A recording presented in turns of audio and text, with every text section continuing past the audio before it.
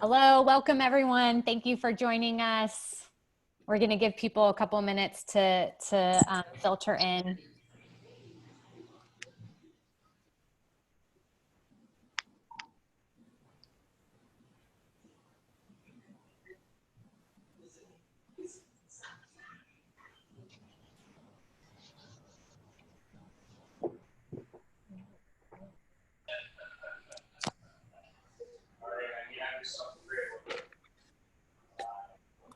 Will you get the laptop for me, Ben?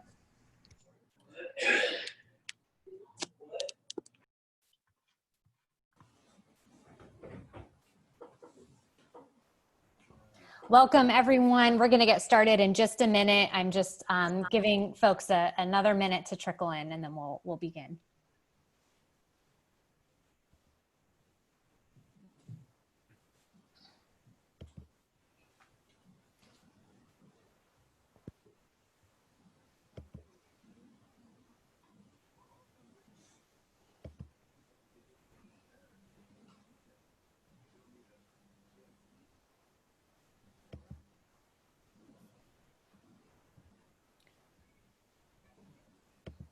Okay, so we'll go ahead and get started.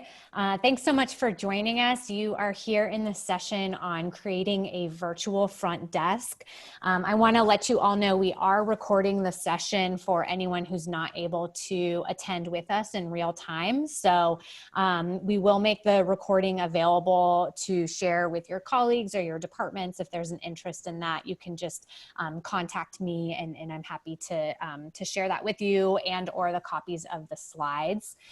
So just be mindful if you have questions or things to share, you are being recorded. Also, if you could make sure to mute yourself unless you're speaking, just to manage the background noise, that would be really helpful. So I wanted to just introduce who's going to be sharing today. My name's Jessica Nair. I work in student affairs and campus diversity. We have Sean Hayes from Instructional Technology Services, Karen Whitley from the Center for Human Resources, Sandra Bullock from the Center for Human Resources, and Michelle Crownhart from Career Services. And these three centers, the FIT Center, Human Resources, and Career Services, all have vibrant virtual front desks that have been in operation over the past couple of months while we've been in this virtual environment. And so that's why they're here with us today to share their expertise. There's some similarities among how folks are managing their virtual front desks and some differences and some sort of unique approaches. So we'll be reviewing that today. So our goals for the session are really to learn how to utilize technology to provide effective customer service in a high flex environment. You know, the way that we're interacting with students, with faculty and staff, if we're serving those populations, with community members, is all changed as a result of this environment. And so we're thinking about how we continue really meeting people's needs and providing a high level quality of service to people who utilize our spaces and our departments. This specific panel will be thinking about leveraging Zoom as a tool to encourage engagement in your center. And then the last goal is just really understanding some best practices for operating a virtual front desk. When this group was convening to brainstorm for the panel, we realized there were even some sort of issues that we were able to problem solve together. So I hope that by virtue of being here, it saves you a little bit of time and energy in setting up your own virtual front desks, if that's something that you're interested in. I think all the panelists will speak to this, but what's important to recognize is that each of our departments sort of has a different work culture and it serves different kinds of populations. And so, you know, I think you'll notice in the way that the presentation runs, the FIT Center, the Center for Human Resources, Career Services, all have front desks that are sort of reflective of their unique work cultures and how they serve the folks that utilize their services. So that's something that you'll want to think about with your own virtual front desk. Like, what does it feel like in person in your actual center, and how can you create it in a way that's tailored to, you know, feel similar to what it would be like if somebody walked in person. So now I'm really going to just hand it over to the experts to explain their programs to you. Sean from the Fit Center is going to go first. So I'll hand it over to you, Sean. Hey everyone, my name is Sean Hawes, Director at Instructional Technology Services. Jessica, thank you for hosting this and recording it.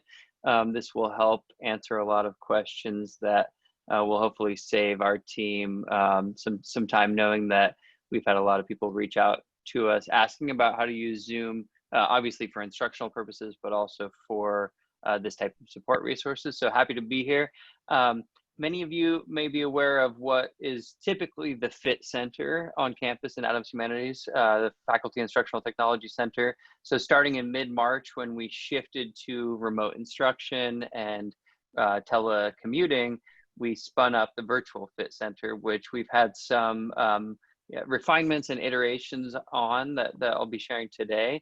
But we've held that every weekday, every working day since mid-March, and it's been very successful. I just want to start out with this slide to point out this is one of a four-pronged approach for virtual support. So the live synchronous virtual Fit Center, or VFit as we call it, is one of the components that I'll be talking about today, but we also have a 24/7 Canvas support line. So you may already know we're in a 3-semester transition process to Canvas as the main learning management system for SDSU, which will be replacing Blackboard over the next 3 semesters.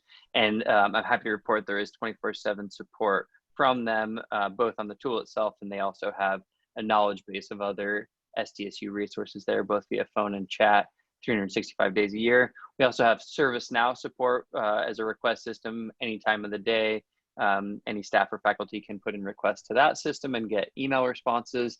And then lastly, we have a Canvas support homeroom that has a lot of discussion boards, but also kind of tier 0 help guides for people to get the resources without having to interact with a staff member. Next slide, please.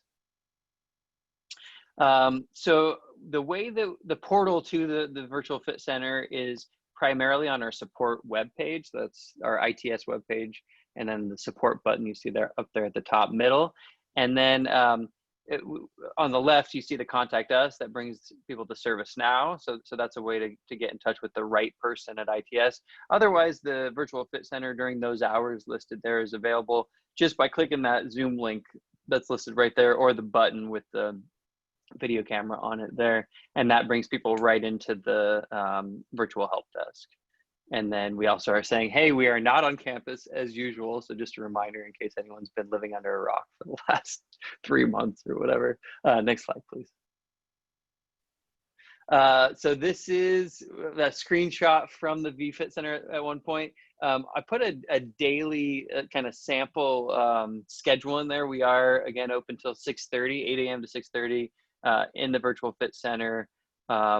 Monday through Thursday, and then Friday till 4:30. So what we do is we have 2 kind of main areas of faculty support. One is instructional design, and the other is learning spaces and academic media. So instructional design is the primary support that people come for with things like the learning management system, but we also have video and some use cases of things that will be used on campus this fall, et cetera. So we do have both staff areas represented, and we also have student assistants. This is Janelle, one of our student assistants in the main screen here. So it is staffed with 2 to 3 staff and 2 to 3 students at all times. Next slide, please. So a few tips that I wanted to present to you all today, and happy to answer any more questions. I think we'll have time for questions at the end, but the approach we've taken is a total drop-in help desk that's open during those hours. And when somebody connects to Zoom, they're just there. We don't have a waiting room. We haven't had any issues with that, but we do, we will shift to that if hopefully not, but if it ever does become an issue. And all of our staff are very well versed in Zoom if somebody did need to be removed or muted or whatever, but we haven't had any issues. One of the things that's been really helpful is to have kind of a back channel in Slack. You could use any kind of messaging service for this. We use Slack, and that enables ITS staff and student assistants that are in the virtual fit center to communicate with each other, although they can do that with private messaging in Zoom, but importantly with the whole team. So if it's like, hey, does anybody know the answer to this that I haven't heard before, they can put that in Slack, and ITS staff and other student assistants can answer questions, pop in if somebody needs, if there's an escalation that needs to happen, et cetera. We're all monitoring that throughout the day. Again, there's 2 to 3 staff and 2 to 3 student assistants. The student assistants are typically kind of the front line in terms of greeting the faculty and staff and answering questions. And the faculty, excuse me, the ITS staff are typically doing other work, you know, in the background on their screen and available to come in for a more tier 2 support, typically in 2-hour time blocks throughout the day. We have a number of breakout rooms at all times going in the VFit Center, usually unoccupied. But if there are more in-depth conversations, questions, et cetera, that require screen sharing, or if there are, you know, multiple faculty for which this wouldn't, you know, a common conversation wouldn't be beneficial, the host, which alternates throughout the day, will send those, the people that are getting help and the relevant team member into one of the breakout rooms to have that conversation, which can last sometimes over an hour, depending on the nature of the topic. Again, we alternate the host throughout the day. Both students and staff fill that role for assigning breakout rooms, et cetera. We utilize the chime functionality. So for a big meeting like this, it would drive us crazy if we heard a chime every time, you know, one of the 40 people that are present joined. But in the virtual fit center, we do want to hear when someone comes in so that they can be greeted immediately. More resources are available here on our its.stsu.edu/Zoom page. There's lots of resources on how to use Zoom. The IT webpage, so not ITS, but the IT division has a security webpage that speaks to some important privacy and security considerations with Zoom. And then lastly, that's the link to the Virtual Fit Center. So if you want to come in and see it for yourself, ask questions about how to use Zoom or anything else, you can go there. And that's all I have. Happy to answer questions at the end or throughout, whatever you prefer, Jessica. Thanks, Sean. Yeah, I think if we can hold questions for the end and then everyone can chime in, that would be terrific.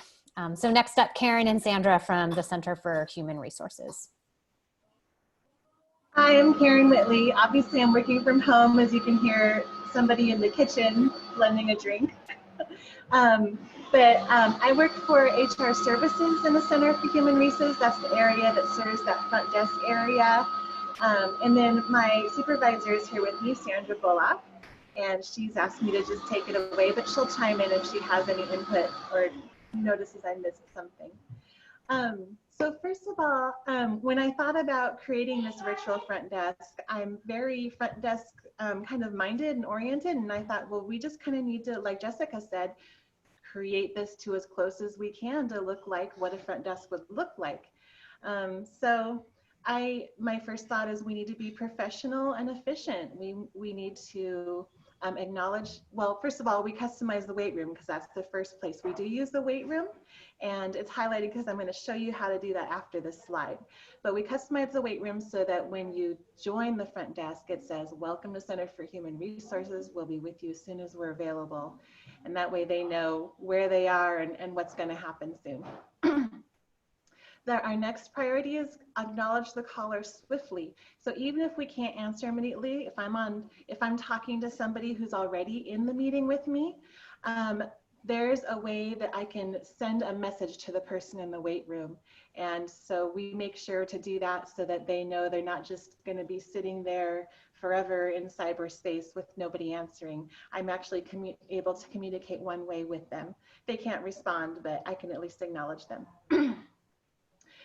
We also always have our video on. We have our virtual professional background here that represents the Center for Human Resources. We make sure we're dressed appropriately for work and professionally.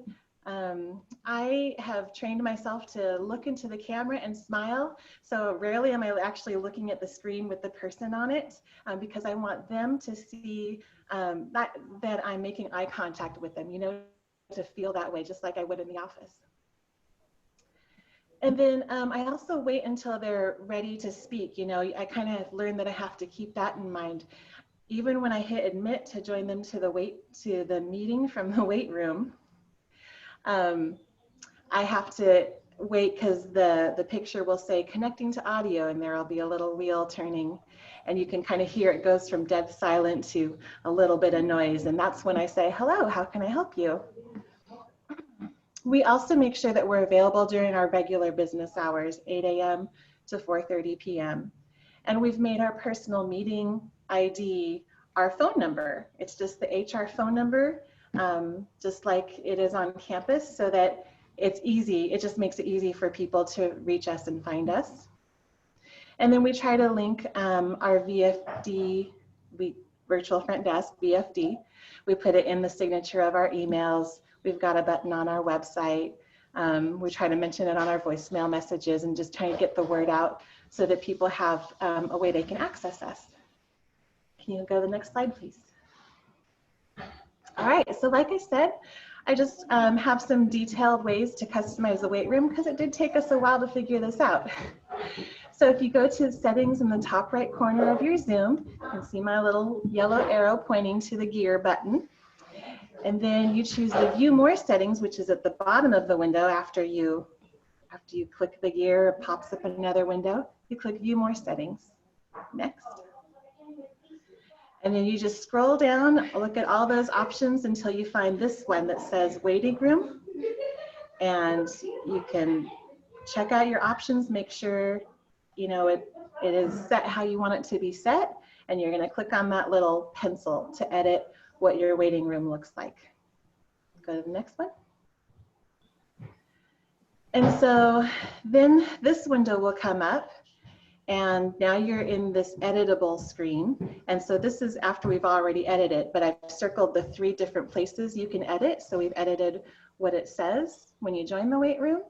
I haven't been able to get the logo working yet. So sorry, I don't have any good tips for you on that, but something you can play around with. And then also what it says in smaller words underneath. You'll be admitted to meet with an HR representative as soon as possible. Go to the next one.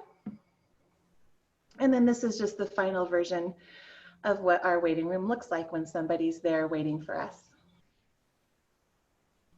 Okay. So we have noticed that the meeting times out if there's just one of us. So the way we staff it is one of us at a time. And if nobody has called in to the meeting will just close. No chime, no warning, just a pop-up window that says, due to inactivity, your meeting has timed out after 40 minutes. So I just wrote here, set up a system to prevent timeout, whether that's setting an alarm on your phone and calling into the meeting from your phone yourself, or having a buddy call into the meeting every 30 minutes. Whatever works for you. We've just found that that's an issue that you might have to deal with until Zoom changes that or something. We've checked with everybody we can think of to find a workaround for this, and we haven't found one yet. So just a warning for you. And then the meeting room name is the next issue. So go to the next slide. So I'm the one that sets up the meeting. So I'm the host. And because it set up the meeting on my account, the meeting room is called Karen Whitley's personal Zoom meeting. That's what the meeting is called, and so it says that in the wait room. So this took us a while to figure out too, how to change that meeting room name. So this is how you do it. Once after a bunch of research, we figured this out. You click on that little circle, it's at the top. When you have a Zoom meeting open, in fact, I can see it on our Zoom meeting right here. If you look in the top left corner of your meeting, there's an eye with a circle around it for meeting information. And when you're the host, you can click on that and then click the little pencil there. And you can, once you click that pencil, you can edit it. So I just take out Karen Whitley's and I type in CHR Zoom meeting. That way the wait room no longer says you're waiting for in Karen Whitley's personal meeting. Now it says you're waiting in CHR's personal meeting room. Go ahead and go to the next one. And then, oh yes, acknowledging the caller swiftly. I wanted to show you how to do that as well. So go to the next slide and we'll talk about that detail as well. So when a participant's in the waiting room and you're already helping a caller, this word message will pop up, but it won't be there if nobody's in the wait room. You know what I mean? So if you're helping someone, someone comes in the wait room, that's when that word message will pop up, and you can click on that and you can type a chat message to the wait room. If there's 2 callers in the wait room, it's going to go to both the callers. So don't personalize the message because you can see their names, but just make a general statement, I'll be with you in a moment, or whatever you want to type to acknowledge them. Next one, please.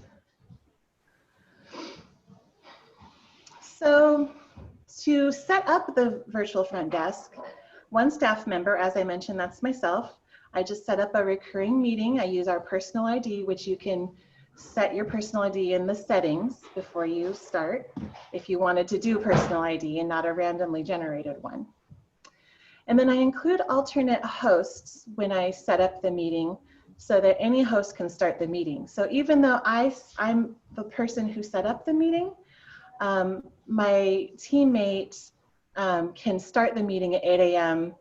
and then when she hands it off to me at 11, I'm now the host. So she's able to do that because I've made her an alternate host.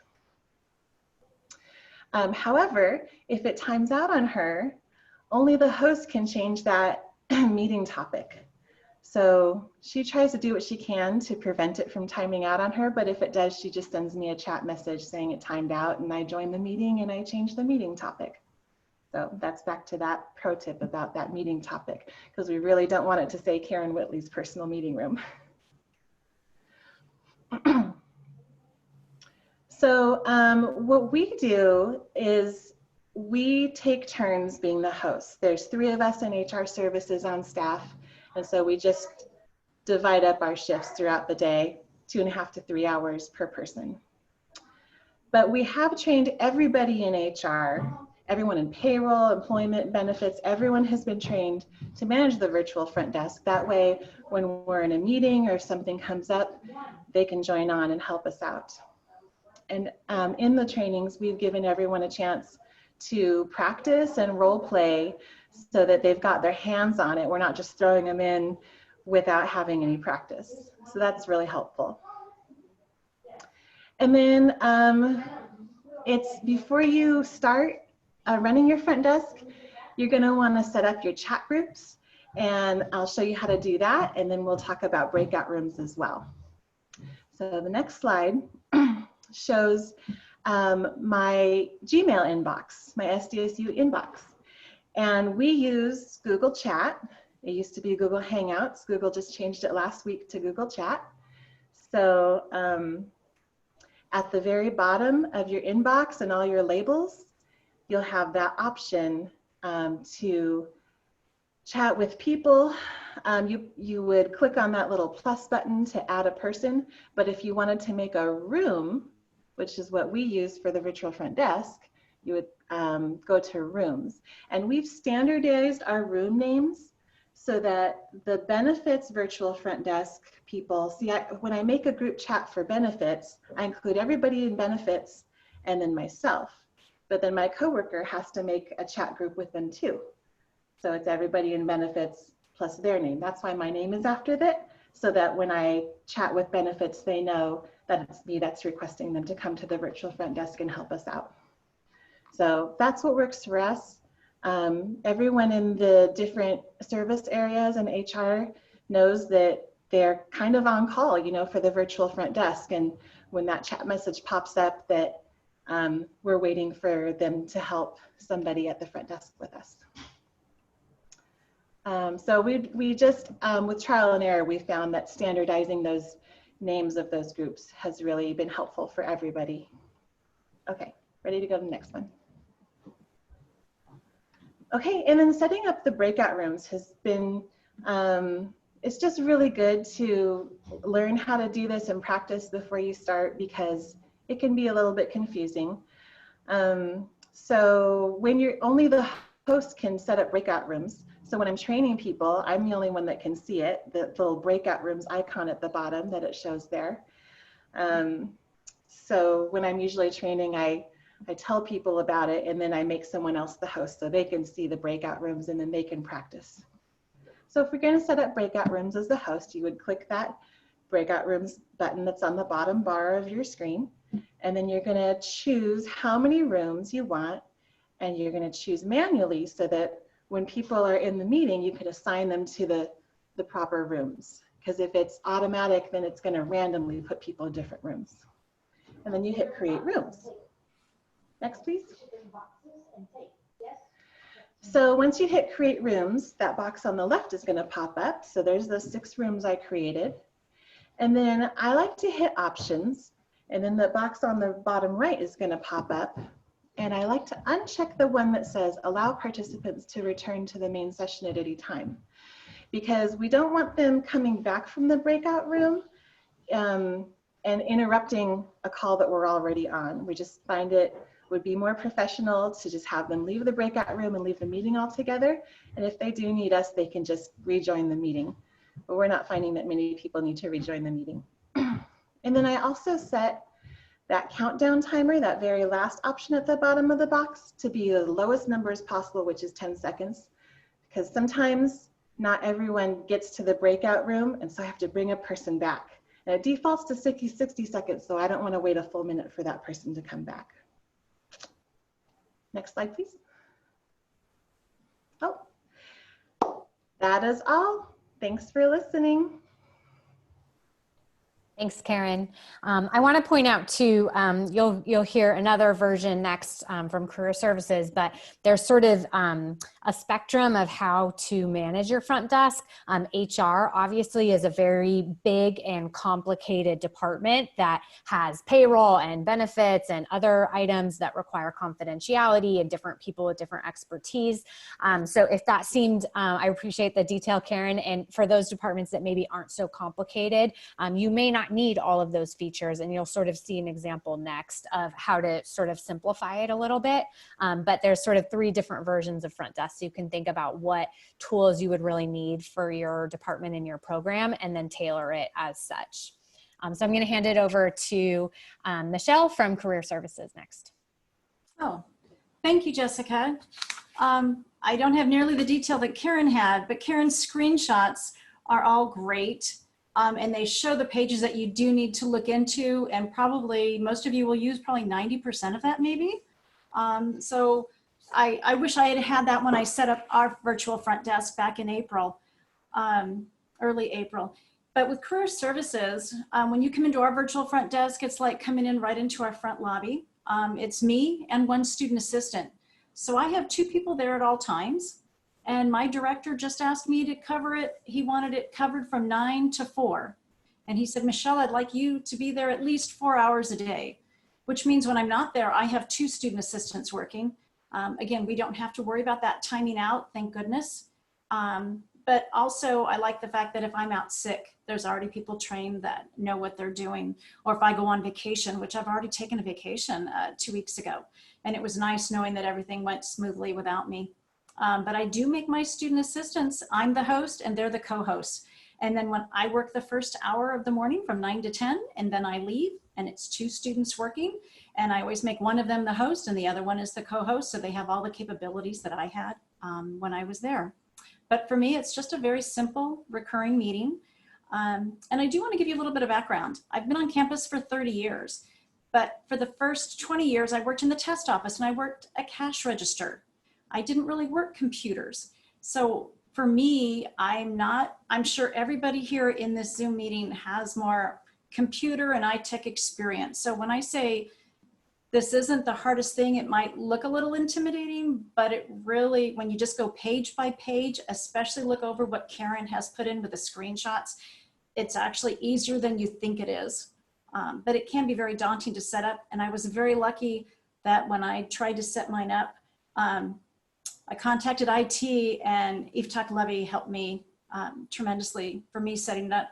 So the person who has the least amount of computer experience, me, was able to set it up. So if I can do it, I know all of you can do it. But ours is just a very simple meeting. I schedule the Zoom meeting 9 to 4 each day, and it repeats every Monday, every Tuesday, every Wednesday, every Thursday, every Friday. Extremely simple. Like Karen said, I recommend customizing the waiting room. I did not do that at first. I had a lot of other tasks going, but I have gone back and I have customized it. I was able to put our logo in. Maybe my logo is a little smaller. It's not as big on the screen as I would like. Zoom really doesn't let you play around with how the waiting room looks, but they give you 3 different spots you can customize yourself. And I do have the issue of, it does say Michelle Cranhart's personal meeting space, but yeah, you can't go in and change that. But I do have it say career services, a virtual front desk, please be patient, we'll be with you as quickly as we can, some wording along that line. But please do try to customize the waiting room when you have a chance. We do try to keep a professional look. We have a dress code for ourselves and for our student assistants when they work in our front lobby normally. So I immediately set up, okay, a dress code when you're online, either wear your career services polo shirt or try to wear red and black. And I said, I'm actually using a desktop. So I've got windows behind me. It's horrible if I tried to have a natural background to my virtual front desk. And then it said use a green screen. Because I had windows, photos didn't work. My husband actually put in 2 hooks in the ceiling and a white blanket is draped behind me just to try to get the nice background so I could do a nice virtual, because the wallpaper in the windows was not something I wanted in my virtual background. And my students, I said they use their laptops, they just go for a plain white background. So just so there's no clutter behind you. Because I've seen some backgrounds of the students and the people that Zoom in, it's quite interesting. But like Karen said, we try to keep it professional. Like Karen said also, we do wait to greet the customer to make sure they completely come in. We do have it set where our customers come in muted. I didn't know if students were going to come in with music blaring or anything else, so we did it more as a safety feature. I probably don't truly need them to arrive muted, but for me, it just works. And usually the first thing the students don't realize it, so the first thing we say is, you're muted, go ahead and unmute yourself. But for us right now, this works, but there is the flexibility to go in and change it down the road. We do use breakout rooms, but not to the extent of HR. In our front lobby, we normally don't have too many personal conversations. There are times students want it to be just one-on-one. And so I don't have anything preset. We just go in because the host has that capability. I usually put them into a room. I say, do you want to talk to me or do you want to talk to a student assistant?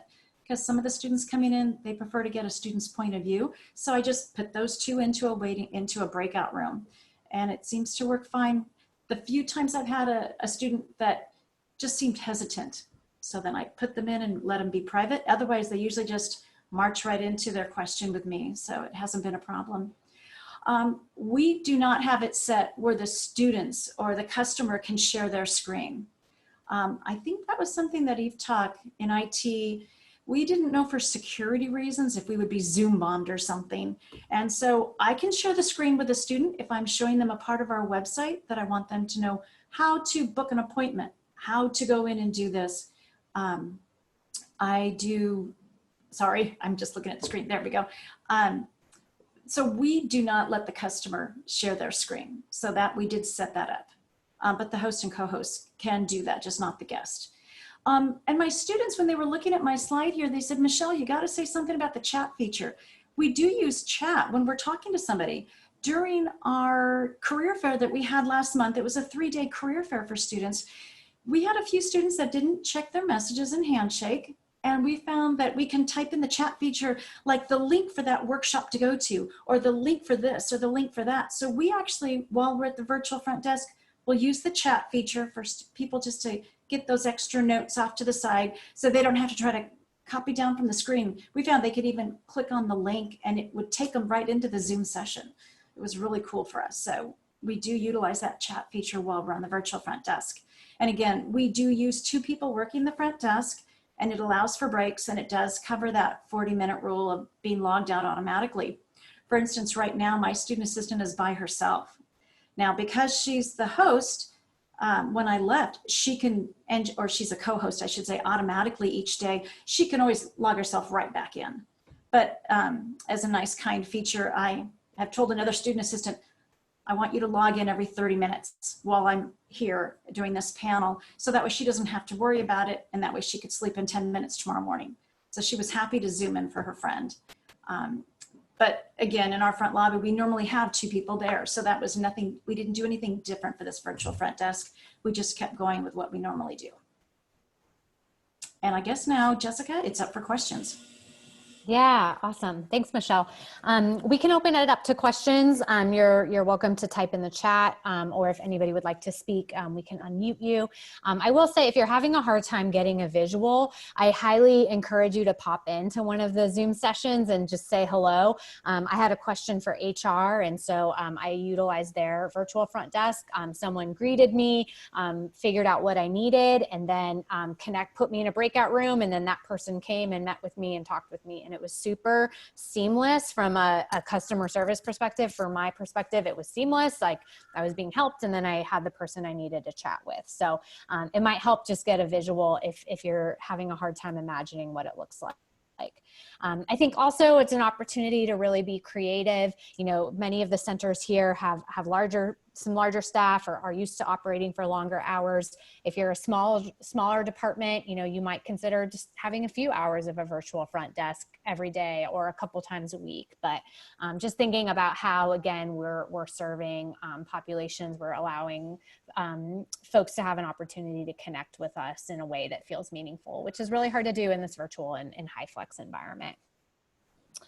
So feel free if you want to ask questions for the panelists. Financial aid has a question. Is there any way to automatically caption the meeting for a student who needs it? Sean, do you know about that?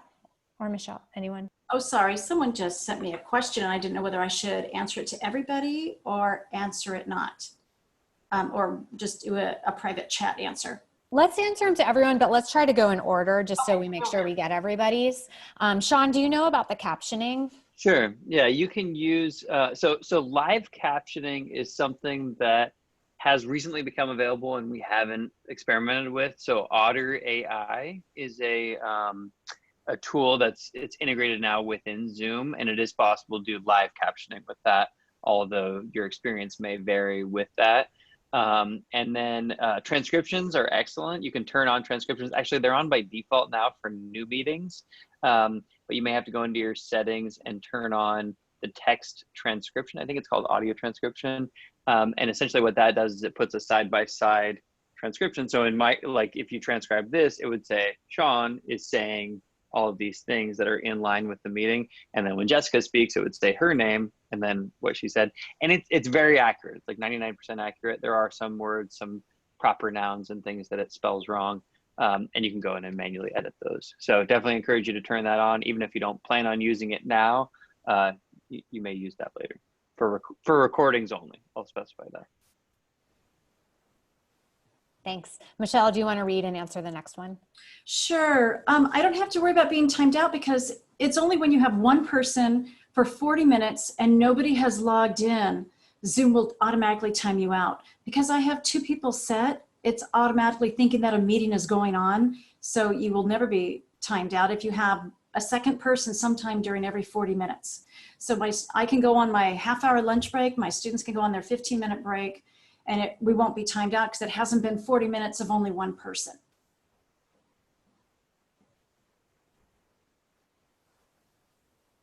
Is anyone else? Yeah. I've got another question. I was gonna type this out, but I think it's easier for me just to ask. Okay, so Karen, you mentioned, first of all, thank you to all the presenters. That was fabulous. I learned a lot. And then, so Karen, you'd mentioned that when you change the name, so you have your account that you're using, then you change the name of the room. Does that also allow you to have other meetings? Like, for example, you know how you can't be at 2 Zoom meetings at the same time, or at least I haven't figured out how you can. So does that, when you do that, so let's say that you do the virtual front desk, you set up the room, and then the center is using it, but then you need to be in other meetings. Are you still? No, I haven't figured out how to be in 2 meetings at once. Yeah. I'll put some in the chat. There is a way, it's a setting. I have it on. It's confusing when you're in 2 meetings at the same time. I'll give you that warning, but it is possible. It's in your Zoom settings at sdsu.zoom.us. You go to settings, and there's some advanced setting that allows you to be in 2 meetings at one time. I'll put it in the chat. Yes, please put that in the chat. And then I'm also wondering, like, for example, so maybe this is a Jessica Nair question. So Jessica, like, let's say that we have a, which I plan on doing, but you know, I'm going to request a specific email for the APITA Center, right? And then does that, because it generates an account, like then can I create a Zoom, or maybe Sean, maybe you know too, then can I create a Zoom account for that email address as well? So then I have, you know, a Zoom account for the center, and then, like, you know, still my personal Zoom. No, that's not possible. It's a setting within the SDSU ID management, and unless you somehow got grandfathered in with that type of setup, the applications like Zoom and things like that are only assigned to individuals, not to like aliases or group email addresses. Okay, and then there's not a way that, for example, if I could request from ITS to have a separate Zoom account, that's not, no? Well, yeah, unfortunately, no, for 2 reasons. One is ITS doesn't manage the Zoom accounts. That's IT user support. That's a different part of the IT division. And secondly, it's just not set up that way, unfortunately. Sorry. What if I give you my firstborn child? All right, in that case, I'll do it for you. Okay, all right, cool. You could try to beg for that, but we've tried, you know, like not even another unit within the IT division can get that kind of exception for some reason. I'm not sure why, but yeah. Okay, but you gave us the support to figure out how to be in 2 rooms at once, so we could. I just put that in there. Yeah, I didn't go through it myself again to see how hard it is, but I did it before, and I don't remember it being especially hard. So that's the guide there. Okay, so then thank you, and then Karen. So then when you use your account and do all that stuff, so then are you just you're not creating other meetings then while your account is being used? So you have to either get invites from other people or. Yeah, so when I change the name of the meeting, it just changes the name, and that actually reflects in the wait room. So Michelle, you might be able to do that to change your waiting room so it doesn't say Michelle Crown Hart's personal meeting. You go to that little ice with a circle. I took notes during your part to try that out because I have tried so many different things to change and get rid of that. I know, it took us forever. I think Sandra was the one that got us the answer on that one. Woo-hoo, Sandra. So, yeah, it just changes the meeting name. It doesn't change my account or any of that. We've also looked into getting another email account and got the same answer that Sean gave you. So what do? You just have other people send you invites instead of using yours? No, so like the pre-boarding, all the new employees that come on, when I set up pre-boarding meetings, I generate a random meeting ID instead of using that personal meeting ID. I only use that personal meeting ID for the virtual front desk. Right, but you can't be, so you'd have to close out, you give someone else the hosting and then close out and then go into a new, like what, so I'm trying to figure out a way of keeping both things open, and so what you do is close out and then get into a new one. Yeah, I actually leave one. I mean, I guess your other option would be to sign into a different meeting from your personal account on your phone. Okay, all right, cool, thanks. Mm-hmm.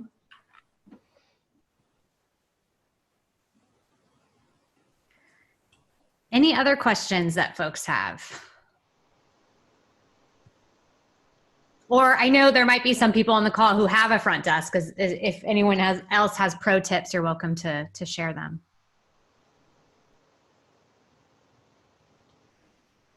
I had a question actually, because I noticed when I was working today, at the bottom of my screen, it says SDSU needs to update your software. And then when it was done, it said Zoom has been updated. And so I'm just kind of wondering, how do I find out what was updated on Zoom? Sean is our resident tech expert. Do you have any info on what the latest Zoom update included? Not specific. I mean, there's always release notes, so I can find that. In short, if there's a major update when you sign in to Zoom, there's like a banner at the top that says, "Hey, this has been updated." The most major update was probably 6 weeks ago or 4 weeks ago, something like that, with the security badge that you see when you're a host. Otherwise, it's usually pretty incremental updates, but I'll dig up the release notes and put them into the chat. Thank you.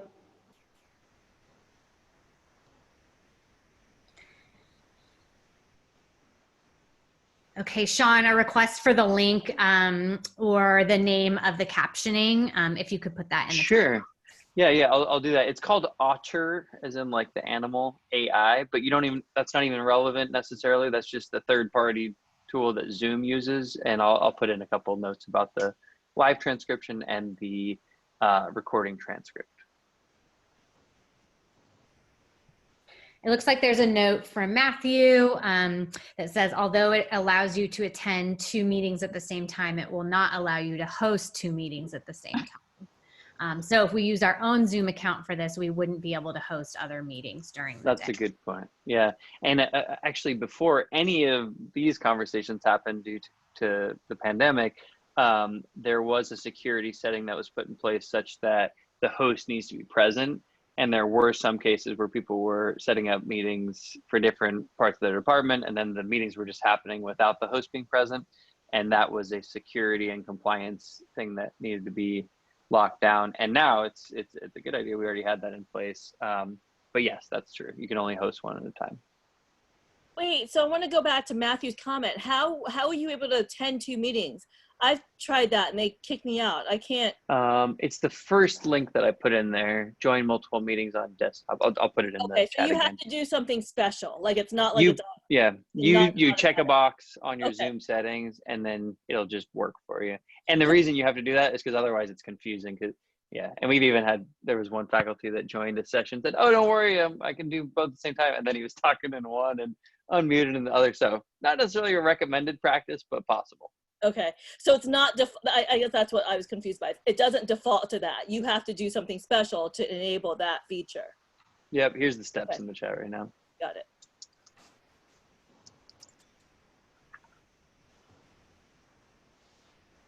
Any other questions or comments for the panelists before we wrap up?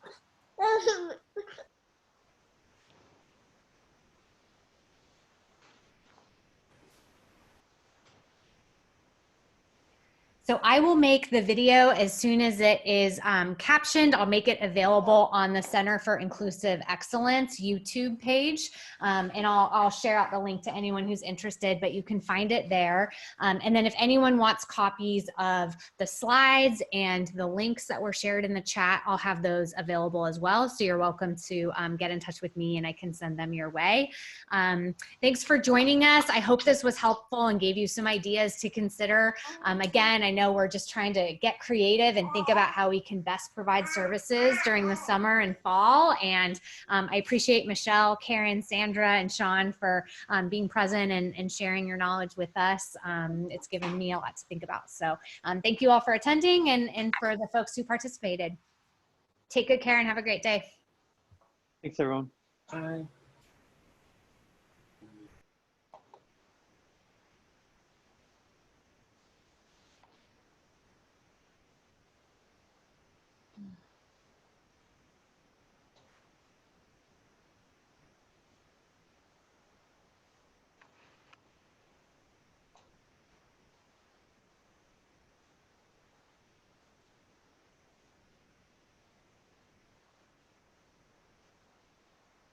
Well, good. Good, good.